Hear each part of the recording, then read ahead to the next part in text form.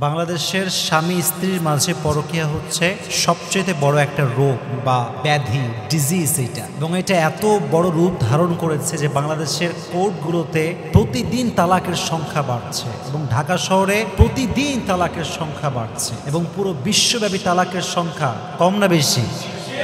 প্রচুর বেশি। এবং এর সবচেয়ে বড় কারণটা হচ্ছে পরকীয়া। কি কিয়া? পরকীয়া। পরকীয়া মানে আপনারা সবাই বোঝেন, তাও জাস্ট বোঝাবার স্বার্থে বলছি। আমার একজন ওয়াইফ আছে, আমি আমার ওয়াইফকে বাদ দিয়ে অন্য আরেকজন মেয়ের সঙ্গে রিলেশন করি, এটাকে বলা হয় পরকীয়া। অথবা কোনো একজন মেয়ের স্বামী আছে, স্বামীকে বাদ দিয়ে আর এক পরপুরুষের সঙ্গে তার আলগা পীড়িত বা অন্য সম্পর্ক, এটাকে বলা হয় পরকীয়া। এটার নাম কি? দেখুন, আমি খুব বেশি জানি তা না, but as much as I no I would like to tell you কেন পরকীয়া বাড়ছে। যতটুকু আমি জানি আমি চেষ্টা করব বলার জন্য। আমার কথাগুলো একদম ডিপলি শুনতে হবে, মনোযোগ দিয়ে শুনতে হবে। গভীর কথা গভীর মনোযোগ না থাকলে বোঝা যায় না, ঠিক না বলেন? খুব মনোযোগ দিয়ে কথাগুলো শুনবে। দেখেন, পরকীয়া করার সর্বপ্রথম যে কারণটা আমি খুঁজে পেয়েছি সেটা হচ্ছে এই বিয়ে করার সময় আবেগে বিয়ে করা। এটা হচ্ছে বড় একটা কারণ। অনেক সময় দেখবেন মানুষ আবেগে সিদ্ধান্ত নেয়, বিবেক খাটায় না। পরে গিয়ে কি হয়, স্ত্রীর মাঝে মানসিক শান্তিটা সে আর খুঁজে পায় না। আর একজন পুরুষ যখন তার স্ত্রীর মাঝে মানসিক শান্তি খুঁজে পায় না, তখন খুব সহজেই সে আর এক নারীতে আসক্ত হতে পারে, ঠিক কিনা বলেন? তাহলে বিয়ের সময় আবেগ দিয়ে নয়, কি দিয়ে কাজ করতে হবে? বিবেক দিয়ে কাজ করতে হবে। যে আপনি যাকে চুজ করছেন, is she really perfect for you or not?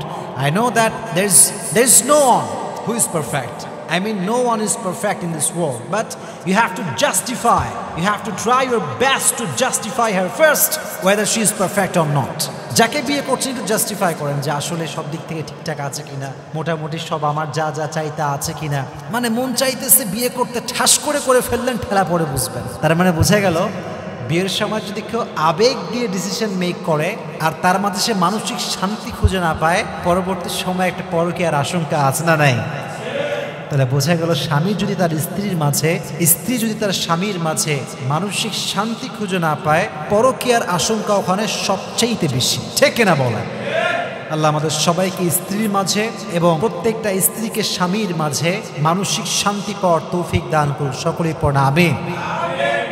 Now the question is, I cannot feel the mental peace when I see my wife or when I see my husband. আমি শান্তিটা পাই না, দেখলে গা খিটমিট করে, ওর দেখলেই মন চায় না, আমার দেখতে মন চায় না। এরকম স্বামী স্ত্রী আছে না নাই? দেখবেন কিছু কিছু স্বামী খুব ভালো, বাইরে গেলে খুব হাসি ঠাট্টা, ও বউয়ের সামনে আসলে ওর মুখটা বাংলা পাঁচের মতো হয়ে যায়। এরকম স্বামী আছে না নাই?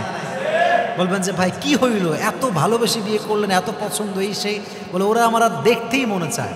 এটার সমাধানটা, এটার সমাধান হচ্ছে আল্লাহর কাছে দোয়া করা। দুইভাবে দোয়া করা, আল্লাহ যদি আমার স্ত্রী আমার জন্য পারফেক্ট হয়, আমার অপশন যদি আমার জন্য বেস্ট থাকে, তবে তুমি এমন কিছু কারণ তৈরি করে দাও যে কারণগুলো দেখলে আমি আমার মানসিক শান্তি খুঁজে পাবো। আর যদি আমার স্ত্রী আমার জন্য পারফেক্ট না হয় এবং আমার সংসার যদি এখানে কল্যাণ না হয়, তুমি আমাকে সবর দান করো এবং আমার জন্য যেটা মঙ্গল হয়, ভালো হয়, সে ফয়সালা তুমি আমার জন্য করে দাও। পড়েন আমিন। এই দোয়াটা সবাই করবেন তো ইনশাআল্লাহ। আর একটা দোয়া শেখাই দেই, সকলেই পড়বেন, সকলেই আমার সাথে পড়েন। রব্বানা, আরো জোরে, রব্বানা হাব লানা মিন আজওয়াজিনা ওয়া যুররিয়াতিনা কুররাতা আয়ুন। আমি আগেও বলেছিলাম, এই দোয়া যে বেশি বেশি পাঠ করবে, তার স্ত্রী সন্তানকে আল্লাহ রাব্বুল আলামিন তার জন্য মানসিক শান্তির কারণ বানায় দিবে। সুবহানাল্লাহ পড়ে।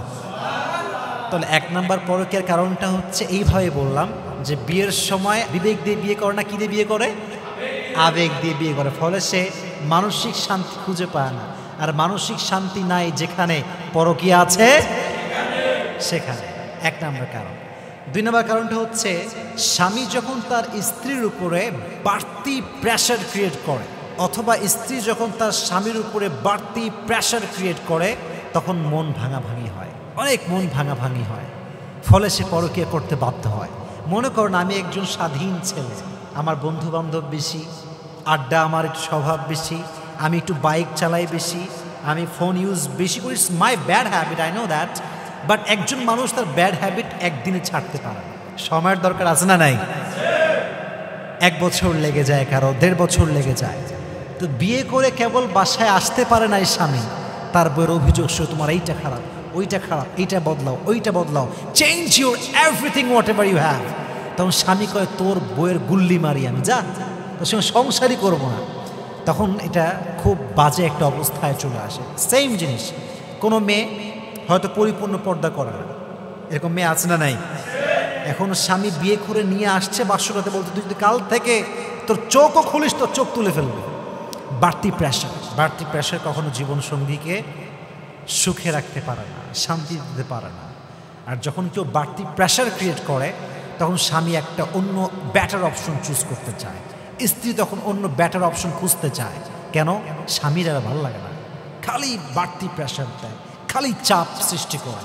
মাথায় রাখবেন, যে কোনো চাকরি, যে কোনো কাজ, যে কোনো সম্পর্ক, যখনই এখানে চাপ চলে আসে আল্লাহ প্রদত্ত যে শান্তিটা থাকে এটা হারায় যায়, ঠিক না বলেন? বাড়তি প্রেশারটা আপনার স্ত্রীকে পরকীয়া জড়াতে বাধ্য করতে পারে। এর কারণ বাহিরের যে পুরুষ তার কথা কিন্তু খুব নরম, কথা ঠিক আছে কিনা যুবক ভাইরা? সে কিন্তু ভাবি কেমন আছেন, ভুলেই গেছেন ভাবি, আপনার মতো এত সুন্দরী মেয়ে এরকম জামাই পাইছেন, আপনার মতো সুন্দরী মেয়ের সঙ্গে জামাই ঝগড়া করতে পারে, আরে আপনার সঙ্গে আমার বিয়েতে আমি সারা জীবনে কোনো বাজে কথাই বলতাম না। তখন মেয়েটা ইমপ্রেস হয় যে তাই তো, কি স্বামী পাইলাম, কি কপাল আমার, this is my bad luck, যে আমি এরকম হাজব্যান্ড পাইছি এটা আমার ব্যাড লাক। তখন সে মন খারাপ করে, তখন আস্তে আস্তে সে পরকীয়ায় জড়িয়ে পড়ে, কথা ঠিক কিনা বলেন? বাড়তি প্রেশার ক্রিয়েট করবেন না যদি পরকীয়া আপনার স্ত্রীকে আপনি না দেখতে চান। আমার প্রত্যেকটা বোনকে বলবো, স্বামীকে বাড়তি প্রেশার ক্রিয়েট করবেন না যদি আপনি আপনার স্বামীকে পর নারীতে আসক্ত দেখতে চান, তাহলে ইচ্ছা মতো প্রেশার ক্রিয়েট করেন। আর যদি দেখতে না চান একটু স্টপ হন, একটু নরম হন, বিনয়ী হন। আল্লাহ বোঝার তৌফিক দান করুক সকলে পড়ে আমিন। 1 নাম্বার মানসিক শান্তি না পাওয়া, 2 নাম্বার হচ্ছে বাড়তি প্রেশার ক্রিয়েট করা। এই 2টা কাজ থেকে আল্লাহ আমাদেরকে হেফাজত করুন সকলে পড়ে আমিন। 3 নাম্বারটা হচ্ছে, এটা একটু দামি জিনিস, বুঝতে হবে কথাটা, মনে রাখবেন। একজন মেয়ে যদি সমস্ত গুণেও গুণান্বিত হয়, আর একজন পুরুষ যদি সমস্ত গুণেও গুণান্বিত হয়, আর কোরআন সুন্নাহর সঠিক জ্ঞান না থাকে, সেখানে সে পরকীয়া করবে, এটাই স্বাভাবিক, ঠিক না বলেন? আমি কোরআন সুন্নাহের জ্ঞান রাখি না, যতই আমার বউ ভালো হোক আমি পরকীয়া করবই করবো, কারণ আমার তো বুঝিই না ভালো কোনটা খারাপ কোনটা। যার ইসলামের নলেজ নাই তার ভালো মন্দর নলেজ নাই, কারণ ইসলাম আপনাকে জাস্টিফাই করে দিয়েছে এইটা ভালো এইটা খারাপ। তা আপনি যখন কোরআন সুন্নাহের জ্ঞানই রাখেন না, তখন পরকীয়া করা আপনার জন্য খুবই স্বাভাবিক। আর যে কোরআন সুন্নাহের জ্ঞান রাখে সঠিকভাবে, তার বউ হাজার খারাপ হলেও কিন্তু সে মানিয়ে নেওয়ার চেষ্টা করে, ঠিক না বলেন? তাহলে 3 নাম্বার হচ্ছে কোরআন সুন্নাহের সঠিক জ্ঞান না থাকা, ল্যাকিং অফ নলেজ। আল্লাহ আমাদেরকে বোঝার তৌফিক দান করুন সকলে পড়ে আমিন। 4 নাম্বার, এটা উভয় পক্ষই দায়ী, মানে স্বামীও দায়ী স্ত্রীও দায়ী, তবে এই ক্ষেত্রে আমি স্ত্রীকে বেশি দায়ী করি। কিছু কিছু স্ত্রী আছে দেখবেন যে বাইরে গেলে খুব সেজে গুজে যায়, মেকআপ, শাড়ি, গহনা যা আছে 14 গোষ্ঠী পড়ে যায়, কিন্তু স্বামীর সঙ্গে যখন দেখা করে, স্বামীর সামনে যখন আসে, কাজের মেয়ের চাইতে খারাপ ড্রেস পরে আসে, ঠিক কিনা বলেন? খ্যাত কোথাকার খাইস্টা মহিলার মতো আসে, চেহারায় কোনো মাধুর্যতা নাই, লাবণ্যতা নাই, কোনো সাজুগুজু নাই, একটু যে মুখ ধুয়ে আসবে ফেস ওয়াশ দিয়ে তাও বোঝে না। একজন পুরুষ কিন্তু রুচিশীল নারীকে খুব বেশি পছন্দ করে। যখন সে তার স্ত্রীকে রুচিসম্মত না পায়, তখন পুরুষ কিন্তু অন্য নারীর দিকে বদ নজরে তাকায়, ঠিক কিনা বলেন? তাহলে বোঝা গেল প্রত্যেকটা স্বামীর উচিত তার স্ত্রীকে এটা বোঝানো যে তুমি আমার সামনে নিজেকে সুন্দর করে উপস্থাপন করবা, বিউটিফাই করে প্রেজেন্ট করবা, কারণ আমার বউ যদি সুন্দরী হয়, যথেষ্ট কোয়ালিফাইড হয়, আমার মতো একজন পুরুষ, আপনার মতো একজন পুরুষ পর নারীর দিকে তাকাবে না, ঠিক কিনা বলেন? তাহলে স্ত্রী মাঝে মাঝে দেখবেন কাজের মেয়ের মতো থাকে, বুয়ার মতো থাকে, বোঝে না যে স্বামীরও তো একটা মন আছে, আমার দেখতে মনে চায় ভালো ড্রেসে। এটা প্রত্যেকটা মেয়ের বোঝা উচিত। আল্লাহ আমাদের প্রত্যেকটা বোনকে বোঝার তৌফিক দান করুন সকলেই পড়না আমিন। 4 নাম্বার কারণটা কিছুটা সেম বাট একটু ডিফারেন্ট। অনেক স্বামী আছে দেখবেন কেমন যেন একটা কি বলবো এটাকে ঘুপচি টাইপের, ঘরোয়া টাইপের, কোথাও বের হতে চায় না। বউ যে বিয়ে করে নিয়ে আসছে একটু ঘুরাবে, কক্সবাজার নিয়ে যাবে, সাজিক ভ্যালি নিয়ে যাবে, ওর কোনো মনোমাইন্ডই নাই। ওরা গুতা মারলেও নড়ে না, সারাদিন বাড়ির ভেতরে কাজ কাম নাই, কিছু নাই, আনস্মার্ট, খ্যাত, কিচ্ছু বোঝে না, রোম্যান্টিকনেস বলতে কিছুই নাই। একজন মেয়ে যখন দেখে তার স্বামী রোম্যান্টিক না, খ্যাত টাইপের, আনস্মার্ট টাইপের, তখন সেই মেয়েটা একজন যুবক যার চুলের কাটিংয়ে ঠিক নাই, চরিত্রে ঠিক নাই, বাট সেটা যেহেতু রোম্যান্টিক, সে তার স্বামীকে বাদ দিয়ে ওই যুবকের সঙ্গে পরকীয়া আসক্ত হয়ে যায়। এটা কেনা বলা, তাহলে বোঝা গেল প্রত্যেকটা স্বামীর জন্য স্মার্ট হওয়া উচিত। যখন ওয়াইফ দেখে যে আমার husband the most smart person, তখন সে তার স্বামীর প্রতি আসক্ত হয় যে না ঠিক আছে, this man is perfect for me. আর যখন সে দেখে যে না আমার স্বামী খ্যাত, ওই পুরুষ খুবই স্মার্ট, তখন তার মাইন্ডসেট আস্তে আস্তে চেঞ্জ হয়। পরকীয়ার আশঙ্কা আছে না নাই? তাহলে প্রত্যেক হাজব্যান্ডকে they have to be smart. প্রত্যেক হাজব্যান্ডের উচিত তারা যেন স্মার্ট হয়ে চলে, এতে পরকীয়ার যে আশঙ্কা আছে আল্লাহ রাব্বুল আলামিন কমায় দিবে। সকলে পড়েন আমিন। 5 নম্বর কারণ, এবং এটা বাংলাদেশে খুবই একটা কমন কারণ হচ্ছে বাংলাদেশে প্রবাসী ভাইয়েরা আছে না নাই? প্রবাসী ভাইদেরকে আমরা খুব ভালোবাসি এবং অনেক প্রবাসী ভাই আমাদেরকে ভালোবাসে। সো আমরা কাউকে হেইট করে কথা বলি না, কাউকে হার্ট করেও কথা বলি না, কারোর প্রতি কোনো বিদ্বেষ নেই, কোনো হিংসা নেই, কোনো ঘৃণা নেই। তবে কথা হচ্ছে 5 নম্বর পরকীয়ার সবচাইতে বড় কারণ হচ্ছে স্বামী তার স্ত্রীর থেকে অনেক অনেক অনেক দূরে থাকা। এর চেয়ে বড় কারণ আমার কাছে আপাতত নাই, অনেক বড় একটা কারণ। মনে রাখবেন, আমি যদি বিয়ে করি, আমার ওয়াইফ যদি হয় এবং আমি যদি বিদেশে থাকি 4-5 বছর কোনো দেখা সাক্ষাৎ নাই, এখানে অনেক পসিবিলিটি র্যাঙ্কিং হাই যে আমিও পরকীয়া আসক্ত হব, আমার বউ পরকীয়া আসক্ত হতে পারে কি পারে না।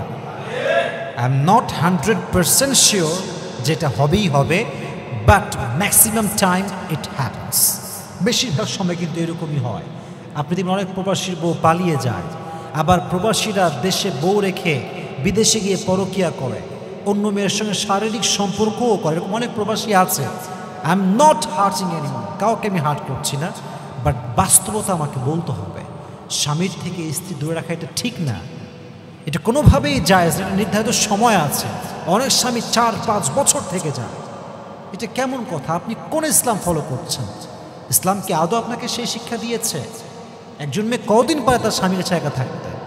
যেই মেয়ের বিয়ে হয়ে যায় এবং স্বামীর স্পর্শ সে পেয়ে যায়, সেই মেয়ে একটা মুহূর্ত তার স্বামীকে ছাড়া থাকতে পারে না, ঠিক কিনা বলেন? আর সেই মেয়েকে রেখে বছরের পরে বছর থেকে যায়। এতে করে পরকীয়ার সংখ্যাটা বাড়ে, পরকীয়ার সংখ্যাটা বাড়ে এবং পুরো সমাজটা আস্তে আস্তে ধ্বংসত্বের দ্বার প্রান্তে পৌঁছে যায়। আল্লাহ রাব্বুল আলামিন আমাদের সবাইকে দূরে থাকার থেকে হেফাজত করুন। সকলেই পড়ে আমিন। কয়টা বললাম? আরও একটা কারণ বলি, lacking of maturity and understanding. দুইটা একসাথে বললাম। মনে করেন 6 এবং 7। স্বামীও তার স্ত্রীকে বোঝে না, স্ত্রীও তার স্বামীকে বোঝে না। স্বামী কয়ে ডান দিকে যাও, সে যায় বাম দিকে। স্বামী বলে বাম দিকে যাও, সে যায় ডান দিকে। এরকম অবাধ্য স্ত্রী আছে না নাই? Lacking of understanding. আবার মনে করেন একজন ওয়াইফ তার অতীতের কথা তার হাজব্যান্ডকে শেয়ার করেছে যে দেখো আমার অতীতে I have done this this this this this one, এই কাজ করেছি আমি এবং আমি আমার কাজের জন্য অনুতপ্ত, আমি কখনো করব না। এখন স্বামীর মাঝে বোঝার ভুল, বলেছিল আমার একটা বয়ফ্রেন্ড ছিল অনেক আগের কথা, যখন আমি 8-এ পড়তাম, 9-এ পড়তাম। স্ত্রী বলেছে আবেগের বশে। এখন স্বামী বিয়ের 2 বছর পরেও বলে তুই মনে হয় এখন ওরেই ভালোবাসিস, তাই না? তুই আমারে ভালোবাসিস না, ওর কাছেই যা, ওর সঙ্গে সংসার কর। কেন বলে? Lacking of understanding. আরে ভাই, যে মেয়ে সব ছাইড়ে তোমার সঙ্গে আছে, সে অন্য কাউরে কেন ভালোবাসবে? আর কোথাকার কোন যুগের কথা ওইটা বলে সে তার স্ত্রী খোঁটা মারে। এতে করে সংসারের যে সৌন্দর্যতা আছে নষ্ট হয়, সুখ হারায়, শান্তি হারায়, ফলে মেয়ে তার স্বামীর প্রতি অসন্তুষ্ট হয়। আর যখন সে তার স্বামীকে ভালোবাসতে পারে না, সেই ক্ষেত্রে পরপুরুষে আসক্ত হওয়ার আশঙ্কা কম না বেশি? আমি বলবো না যে সে অবশ্যই পরপুরুষে আসক্ত হবে, বাট আমি এটা বলবো যে আশঙ্কা আছে। আর যখন স্বামী স্ত্রীর মাঝে বন্ডিং ভালো হয়, স্বামীও বুঝে ভালো, স্ত্রীও বোঝে ভালো, স্বামীও ম্যাচিওর, স্ত্রীও ম্যাচিওর। সেখানে হাজারটা ঝগড়া হতে পারে, বাট যেহেতু ম্যাচিউরিটি আছে, আন্ডারস্ট্যান্ডিং আছে, দিন শেষে তারা একসঙ্গে হবে, আবার একসঙ্গে বসবাস করবে, ঠিক কিনা বলেন? বাট যদি ম্যাচিউরিটি না থাকে, আন্ডারস্ট্যান্ডিং না থাকে, সেক্ষেত্রে অনেক সম্ভাবনা এরকম আছে যে স্ত্রী আর একটা ব্যাটার অপশন খুঁজবে, স্বামী আর একটা ব্যাটার অপশন খুঁজবে। এই জন্য আল্লাহ রাব্বুল আলামিন প্রত্যেকটা স্বামীর মাঝে, স্ত্রীর মাঝে maturity and bonding and understanding লেভেলটাকে সুন্দর করে দিক। সকলে পড়া আমিন। আল্লাহ প্রত্যেকটা কারণ থেকে আমাদেরকে হেফাজত করুক এবং পাশাপাশি পুরো সমাজকে আল্লাহ তাআলা পরকীয়া মুক্ত সমাজ হিসেবে কবুল করুক। সকলে পড়া আমিন। আমি যা বলেছি আমি আবারও বলছি, আমার সব কথাই যে আপনাদেরকে মানতে হবে তা কিন্তু নয়। আমি আগে বলেছি as much as I know I would like to tell, যা আমি জানি আমি তা বলবো, এটা আমি আগেই বলেছি। বাট আমি এটা বলবো না যে প্রত্যেকটা স্ত্রী পরকীয়া করে, আমি এটা বলবো না যে প্রত্যেকটা স্বামী পরকীয়া করে, বাট আমি এটা বলবো যদি এই কারণগুলো আপনাদের মাঝে পাওয়া যায়, পরকীয়ার আশঙ্কা বেড়ে যাবে। স্ত্রীকে সম্মান করেন এবং ওয়াইফকে বলবো স্বামীকে সম্মান করেন, আন্ডারস্ট্যান্ডিং লেভেল ঠিক রাখেন, ম্যাচুরিটি লেভেল ঠিক রাখেন, পাশাপাশি নিজেকে স্মার্ট করে প্রেজেন্ট করেন। এই সুখময় জীবনটাকে স্বামী স্ত্রীর জীবনে সুখ দান করবে একজন, তিনি কে? আল্লাহ আমাদের বোঝার তৌফিক দান করুন। সকলে পড়া আমিন।